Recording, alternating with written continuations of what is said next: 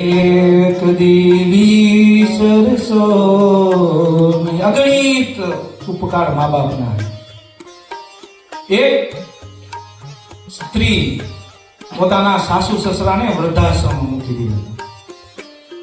યાદ રાખજો, કોઈ મા બાપ વૃદ્ધાશ્રમમાં નથી જતા, સાસુ સસરા વૃદ્ધાશ્રમમાં જાય. કોઈ આજ સુધી તમે નહીં સાંભળ્યું હોય કે દીકરો એના મા બાપને વૃદ્ધાશ્રમમાં મૂકી આવ્યો. એટલે પોતાના મા બાપ એટલે સાસુ સસરા ત્યાં વૃદ્ધાશ્રમ હશે, એમને મળીને આવતી હશે અને રસ્તાની અંદર બીજી એની બેનપણી મળી. એટલે એમને પૂછ્યું કે બેન ક્યાં ગઈ હતી?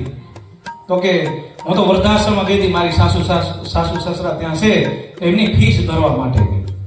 મહિને ફીસ ભરવી પડે મારે, એટલે ફીસ ભરવા માટે ત્યાં ગઈ હતી.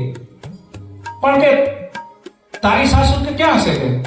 તો કે મારી સાસુ તો મારી ઘરે છે. તો કે તું એમની સાથે રહે છે? મતલબ તને તારા સાસુ સસરા તારી સાથે રાખે તો? તો કે ના. તો મારી સાસુ સસરા મને એમની સાથે રાખે છે. તારે જેવી કભાડજા નથી કે હું મારી સાસુ સસરાને ત્યાં વૃદ્ધાશ્રમમાં મૂક્યો. અને આજ માફ કરજો, ભાઈઓનું કેવું છે ખબર હે? પિયર જાય ને એટલે એની ભાભીને કે મારા મા બાપનું ધ્યાન રાખજો. એટલે એની ભાભી કીધું સેમ ટુ યુ. ત્યાં પણ તું તારી સાસુ સસરાનું ધ્યાન રાખીશ તો અહીંયા તારા મા બાપનું ધ્યાન રાખીશ. બાકી તું અહીંયા તારી સાસુ સસરાથી નોખી રહેતી હોય અને તું આશા રાખતી હોય કે હું તારા મમ્મી પપ્પાનું ધ્યાન રાખું, તો ભૂલી જાય છે બેન. એટલે જીવનની અંદર સાસુ સસરાને મા બાપ સમજીને રાખે ને. અને આજે કેવું થાય ખબર? સેજ ને પણ કે ને મા બાપ એટલે તરત જ શું કે ખબર? તમને ક્યાં ખબર પડે? કાંઈ વિચાર કરો, ખબર પડતી હોય તો તું પેલો અનાથ આશ્રમમાં ના મૂક્યા.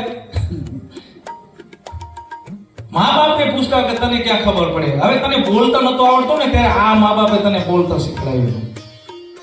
એટલું નહીં, જ્યારે તું રોતો ને ત્યારે આ તારા મા બાપને ખબર પડી જતી, તારી માને ખબર પડતી કે દીકરાને ગેસ ચડ્યો છે કે પેટમાં દુખે છે, શું થાય એને માને ખબર પડી જતી કે મારા દીકરાને ગેસ ચડ્યો છે, તો એને વખાણી કરીને દવા કરતા. અને તું હજી એમ કે તમારે ક્યાં ખબર પડે?